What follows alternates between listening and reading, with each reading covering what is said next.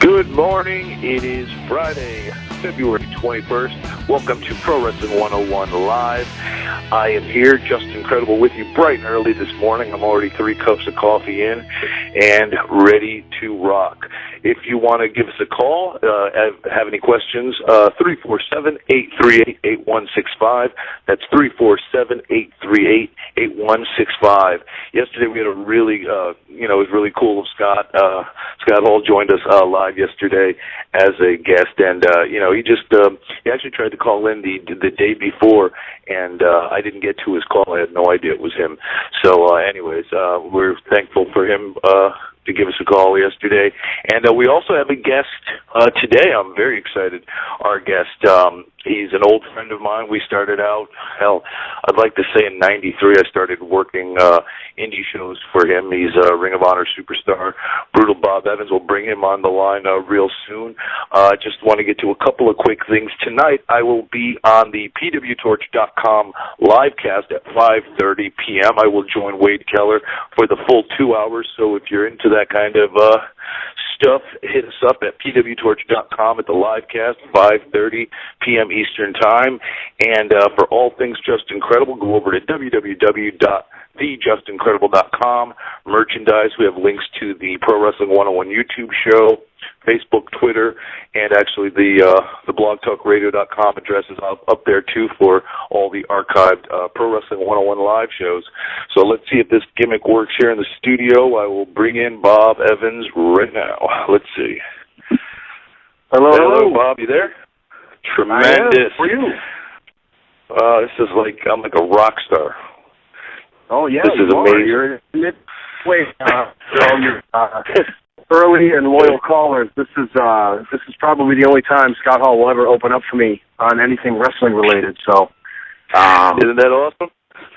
It is. Hey, that's great. I'm glad. I've always heard good things about Scott, not forgetting his friends in the past, and it's heartwarming to hear you guys, talking, and because I know you guys have been friends forever. So.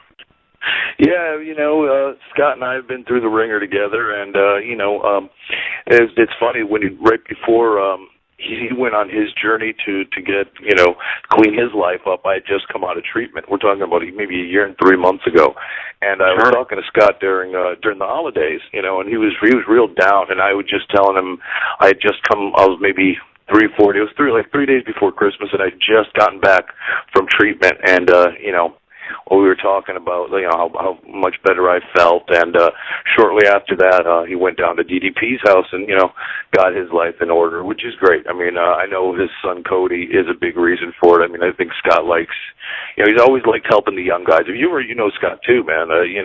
He was always very friendly with the younger guys, and he likes that. I think he likes the mentoring aspect, and who better to do it with than than with his son. So, really cool stuff. Well, I was always a fan of Scott Hall, but I was always a fan of him even more. Did I ever tell you the story that happened with TV, first time I went to TV? I don't know. Go shoot, man. It was Lowell, Massachusetts. It was the first time I'd ever been to TV. Scott Hall was the first WWF superstar I ever met. You remember Maverick Wild, right? Scott Daypray from the old days? Absolutely. Yeah. Maverick Wild? Sure. Well, what happened was Doink the Clown, Matt, I have no idea with Matt over this. Just something that happens with wrestling, but Doink took some liberties with Matt. Remember Scott Hall saying, hey, man, you can't do this to these guys. They give us their bodies. They give us, it's very impressed with the way Scott Hall came to bat for Maverick. Yeah. Something I'll never forget, Yeah. So, but it's so true, though. I mean, we came from that. And I always that left me with an impression that I always wanted to treat people in the ring the way I wanted to be treated. It's business, and we got to, when it's our time to get over, we have to get over, but not at the liberty of, taking liberties or hurting somebody or just, because a lot of those guys were douchebags about that stuff. Let's call it like it is. I mean, I've had my fair share of ass whippings and left knocked out unconscious in the ring, and stuff like that. So yeah, it's cool. There's no Scott laid it in there too, but there's a difference between laying it in there and possibly hurting somebody or stuff like that. Well, dumping people in the head and just being reckless. Nothing wrong with a little stiff shot here and there to make it look good for TV, especially if you're a close up. But this wasn't like that. From what I understand, it was like a German suplex that kind of went awry, and yeah, definitely. What do you got going on this weekend? You doing anything? You booked this weekend? Free show coming up tonight, Friday the 21st in Philadelphia at the Armory. That's right. I was actually looking at that. That's awesome, man. Yep, and then me and Cheeseburger, my tag team partner, will be battling it out tomorrow at the TV taping. So I hope people can come out. It's in the same place for everybody. And at 1 o'clock in the afternoon, they have the Honor Con, which is a free. You can go and meet all the guys and stuff. I think it's gonna. There is a charge for a VIP thing, but I know you can go in and shake everybody's hand for free. So 1 to 4, stop by Saturday afternoon and check it out. Should be a good experience for everybody. And I know they have a big announcement too, which I'm excited to hear about. Something that they promised will not disappoint. It's not one of those wrestling announcements they end up being disappointed in. So. Yeah, well, I've been really critical, of, and I think a lot of us have been of TNA, right?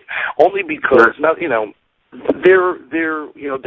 business is so one way. I mean, it's basically, it's the WWE, and that puts guys like you and I and hundreds of other, guys that make a living on this business, they run the show, that we're at the mercy of, they dictate everything. And I've always thought that TNA had the resources, with having a television show, 2 hours on a Thursday night with a good network, and having all these resources, pay-per-views and stuff like that. And I just feel that they can't get it right. Ring of Honor has been around for a very long time. And, some would argue that, it's probably some of the best in-ring product in all of North America. What do you think? Because I, to be honest, I don't get the show, not because I wouldn't watch it, just because I don't get it on my television. And I'm still old school. I don't go looking online for I don't. I have Hulu Plus, and that's about as that's kind of what I do. So, but what do you think? Ring of Honor can do? Because quite honestly, one would argue, because I saw the numbers. TNA has like I said, a weekly broadcast. They do whatever ratings they do. I think they average about a 1.10 or something like that. And I think TNA and Ring of Honor both were in San Antonio, similar times, maybe a couple weeks apart from one another. And Ring of Honor drew the same number of people as TNA, between 800 and 1,000. I mean, that's great for Ring of Honor. That's a good number. But, to be drawing on the same level, it's like, I just think, it's good for Ring of Honor. What do you think that Ring of Honor can do or is trying to do to possibly, step into that number 2 spot? Because, not that they even want to. I think Ring of Honor has its niche. They know what its core business is. But, one would think, like, I'd like to see wrestling, back the way it was in the 90s, where there's, so much good stuff, guys going from company to company, and kind of a rejuvenation. Do you think that'll ever happen? And is that even in the works, or is Ring of Honor kind of happy being the serving their core audience? Well, I think it's a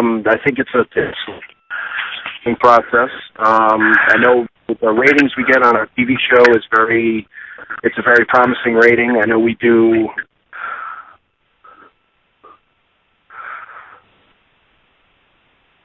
All over the country. We're syndicated, I think, in about 30 to 40% of the country. So that's pretty good, including your online views and stuff. And you can actually quite easy to. And I know you're a goober at computers like I am. So, but even I figured this one out. If you go to ROHWrestling.com, you can watch the TV show pretty easily. You have to sign up, give an email address and a password, but they don't charge you for anything, and they send you like one email every 5 or 6 days. It's not. They don't spam you to death. Right. I'm actually going to do that. And you can do it over your phone and stuff like that. So you can do it over your phone. It's a good stream. It's a good picture. But what we can do, it's all, you know how it is, Pete. It all comes down to promotion. Where we have when the fans that come see us love us, the new fans that come see us love us. It's just a question of just finding new people, meeting new friends, and just getting ourselves out there. I think Ring of Honor would be happy with a 5 million casual fan, 1.5 million wild fans that pay money to see us and pay money to watch us on the TV and on the computer and pay-per-views and all that. So it's just a question of extending your reach. And, like I said, Sinclair has been very economical with the company. They're making us earn every dollar we put in, they put into play.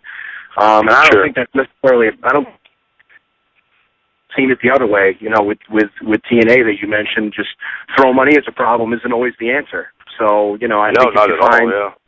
Right, so you have to be able to back up any expense that you put out there, so that's how we're doing it in Ring of Honor and building it slow and bootstrapping up and just being like a young company within a company. Sinclair Broadcasting has more money than WWE, but that doesn't mean they're going to give it all to us just because we're their, little son there. You gotta earn the money. Sure. So sure, absolutely. But I know this announcement. I'm not even filled in on the whole thing, but I know it's going to be something that's going to be exciting. But man, and you mentioned another thing I wanted to address too, with Jeff Jarrett's thing. Hopefully opening up the rumors we've heard, and Conan has something going on.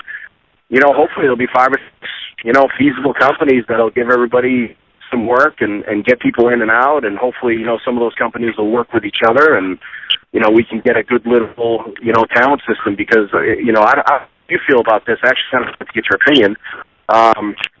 But you're out there probably more than I am on the independents, but I've seen some really good talent out there. I mean, the shows we've been on have been some really solid talent. I think there's guys that should get an opportunity, There's a lot of great talent, and that's what's kind of weird is there is so much good talent out there and so many guys that are hungry, and and there's I just don't feel that there's a platform for everybody. There's a lot of shows. Everybody knows there's a lot of shows, but unfortunately it's like Groundhog's Day for me on the weekends. I feel like I'm on the same show every week, which is usually the 50 people. Bringing me back to the Taunton, Massachusetts days when we first started out. The career, has gone sort of full circle, which is nothing wrong with that. But, there's guys out there, a lot of them I find, unfortunately, killing themselves, trying to make a name for themselves. And a lot of them get burnt out before they even get an opportunity. It's getting harder and harder to be on shows that have any kind of coverage by the dirt sheets, because, like I said, there are so many. There's very few where you're actually going to get a write-up in on a website or something like that, which is what people hope for to start to build, a reputation. So, it would be nice if, and I said this on one of my first shows earlier in the week, if somehow, the idea of promoters actually working with one another, which would never happen,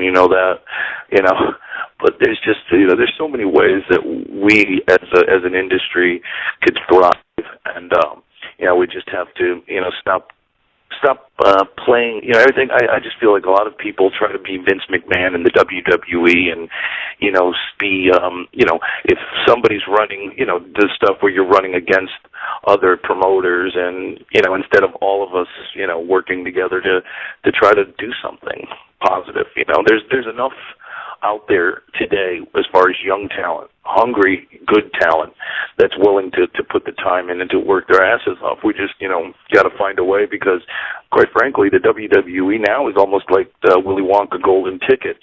You have to go down to developmental. It's very disheartening for the young men and women, who want to be in the business coming up in their, early, 20s or whatever, trying to make a name for themselves. It's very disheartening. So, the independence really is the last. This is the business now. I feel, at least, the wrestling business is the independence. I think WWE is a whole different animal, and it's getting almost impossible to penetrate. And I mean, not necessarily, not impossible, but you know how it is, man. It was hard for us back then. I feel it's even harder today. So I just think it's up to us as a community of professionals to really respect our business and to take care of our business, and in order to preserve our business, so for us and for others, and I think with the young talent coming up, and I think the sky's the limit. There's no lack of good talent. I just think that there's a lack of a concentrated effort. You know what I'm saying? Of everyone, we're all pulling in different directions, is what I'm trying to say. Sometimes the biggest thing is that the guys that are running shows are very passionate, but they don't necessarily have the knowledge to promote shows, and they're discouraged. Even though that these guys, it's kind of like wrestling. It's kind of where if you start with them and said, no, don't do this, that's stupid.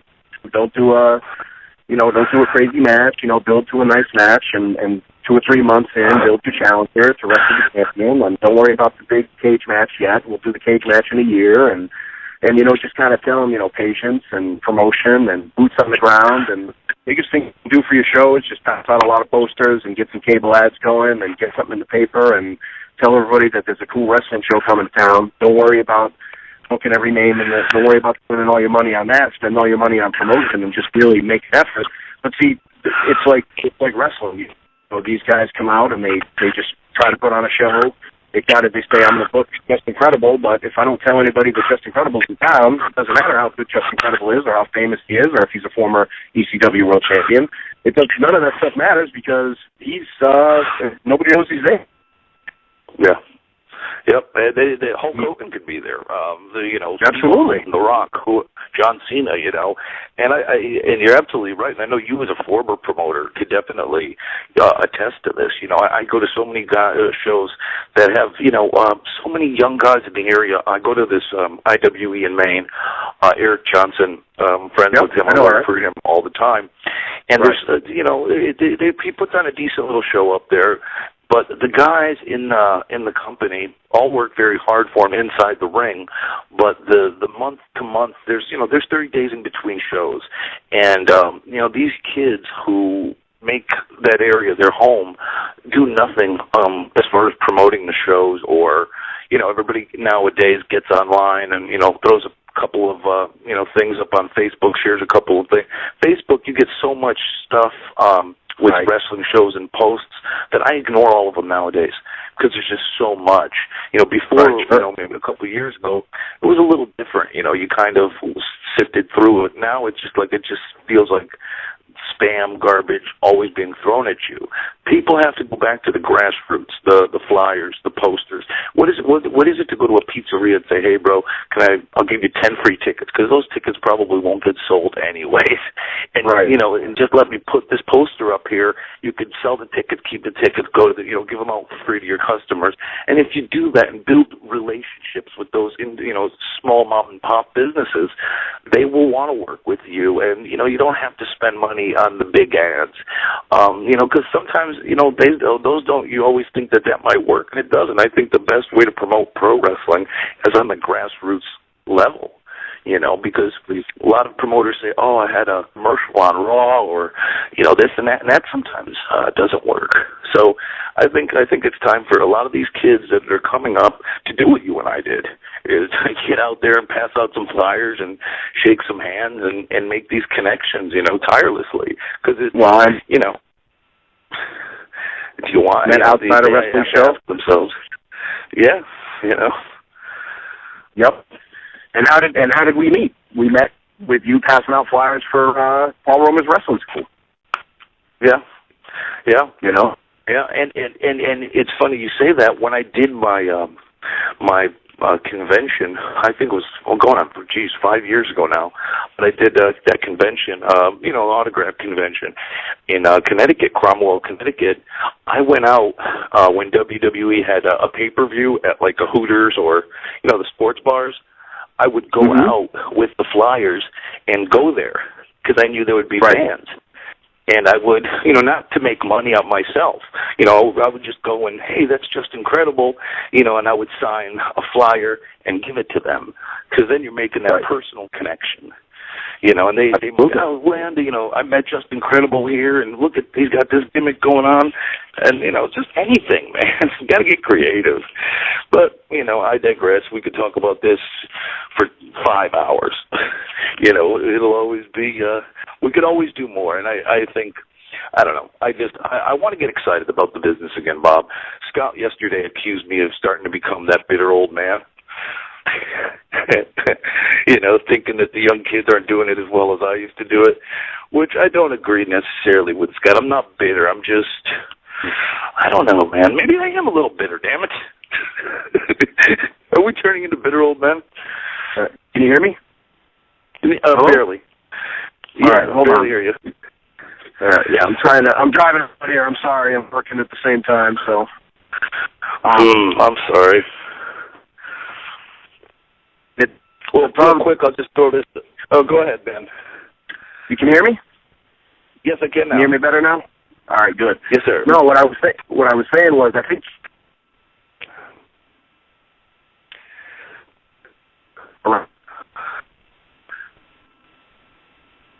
I can't hear you anymore, Bob. Oh, man. But anyways, that was Brutal Bob Evans. He's going to be at the Ring of Honor 12th anniversary show on Friday, and also the TV tapings on Saturday. That's in Philadelphia, Pennsylvania. You could hit him up on Twitter at Brutal Bob Evans. So if you want to give him a tweet or a shout-out, go ahead and do so. Bob and I have been up and down the road, you know, for 20-something years. He's a great cat, hell of a wrestler, one of the most talented guys I've had the privilege of being in the ring with. Old school, good guy. Real quick, if anybody else is out there, want to give me a call, 347-838-8165. We have time for one more caller if you're out there. Also, go over to thejustincredible.com, www.thejustincredible.com for T-shirts, merchandise, the YouTube show, Pro Wrestling 101, plus all other stuff, Just Incredible. And I wanted to get a couple other things on the thing. Tomorrow, PWS is in Edison, New Jersey, with Bret the Hitman Hart and Chris Hero versus Colt Cabana. If you're into that, go check that out. And Sunday, 7 p.m., I will be at TGI Fridays in Woodridge, New Jersey for the Elimination Chamber pay-per-view. Come on over, say hello, take a picture, whatever you want to do. And, you know, something, we got Brutal Bob's calling back. I'm going to hit him up in a second. Something curious. WWE.com yesterday published an introductory story on Sting. So let the rumors begin. That was definitely, you know, I know they're probably doing that to spark some interest, but definitely curious to see that. Also, real quick tonight, DDP, my good friend Diamond Dallas Page, is going to be on the show, the ABC show Shark Tank, selling his DDP yoga to executives. I believe that's on 9 p.m. on ABC. Let's hit Bob up again. All right, Bob, are you there? Yes, Is sir. that Much better. All yes, right, sir. good. Yeah, I moved over. No, I just was Oops, you got me? Yep. All right, good. No, I was just putting you over, and I didn't want to forget that part. What I was saying was, I said that you were, I think in the past, 6 months to a year, you've made yourself a lot more available and made yourself a lot more positivity coming out of you. So I don't want you to think that you're becoming grizzled. I think you're just investing yourself more, you know, and that's the biggest thing. So, I mean, you're putting yourself back in and trying to help guys as much as you can, you know. Well, I'm thankful. Thank you for saying that. You know, I mean, I was in a bad place. You know, I was bad with the drugs and stuff, and getting clean. Really, you know, that was a big part of it. But you know, you got to say, hey, at 40 years old, are you going to do this or you're not going to do this? And I figured if I'm going to attempt at doing this for me and my family, you know, I'm going to have to go full steam ahead and do what I can do. You know, let's face it, I'm not the flashiest guy in the world. I'm not the fastest or even the best in the world at this age, but I do have a skill set to offer.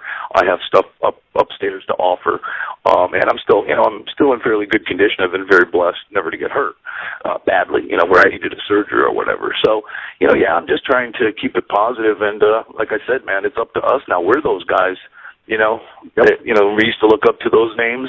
We've become those veterans that I think it's our job to you know, do our part. You know? Absolutely. Now I got 2 more questions before I leave. Okay.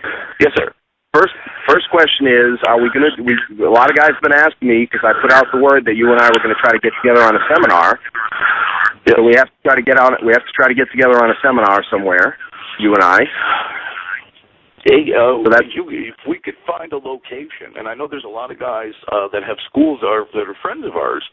If we could, right. Help in the Massachusetts area, or even, let's hook it up, man. I would love to do a seminar, you and I together. That'd be amazing for the young men and women out there. I think they can get a lot from you and I. All right, and here's one more, and this is going to be out at left field. So you don't have to say yes or no today. You can consider it. Okay. In fact, I don't want you to say yes or no today. I want you to consider it and get back to me at a later date. Will you?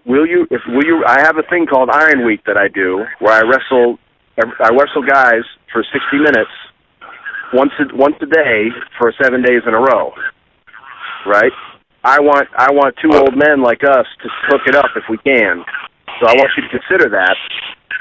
See if you can. We'll put that DDP yoga to work. We'll put it to the test. Hey, I already have my answer in my head, so. I like it. I like it. You know the deal. I'm always here for you, brother. Hell, be an honor. An honor.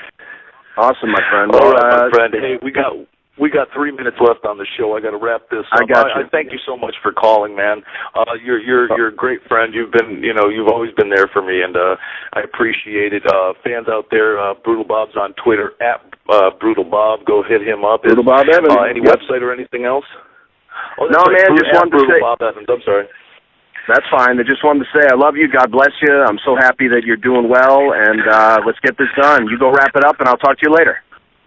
All right, my friend, thank you. That's Brutal Bob Evans, everybody. One of the good ones out there, man. Ring of Honor, true talent, good personal friend of mine, known him for a lot of years.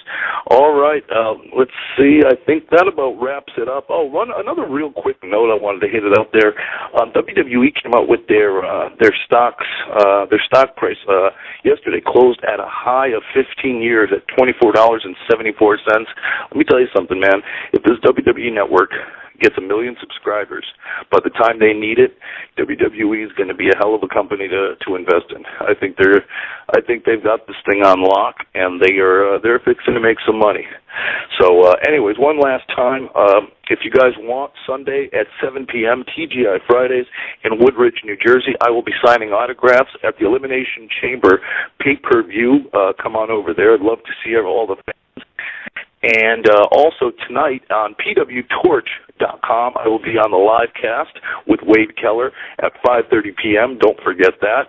And one last time, go over to www.thejusticredible.com for all things Just Incredible.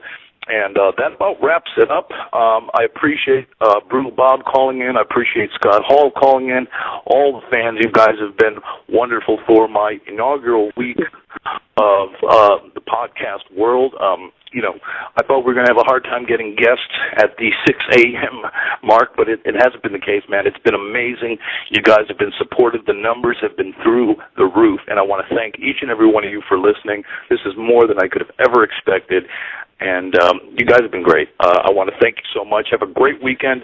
We'll be back here Monday with all the Elimination Chamber analysis, details, all that kind of stuff, plus the huge WWE Network launch, Monday Night Raw. It's all going to be off the hook going right into WrestleMania season. I'm Just Incredible. This is Pro Wrestling 101 Live. Thank you guys so much, and we will be back here bright and early, 6 a.m. on Monday. Have a great day, guys. Great weekend.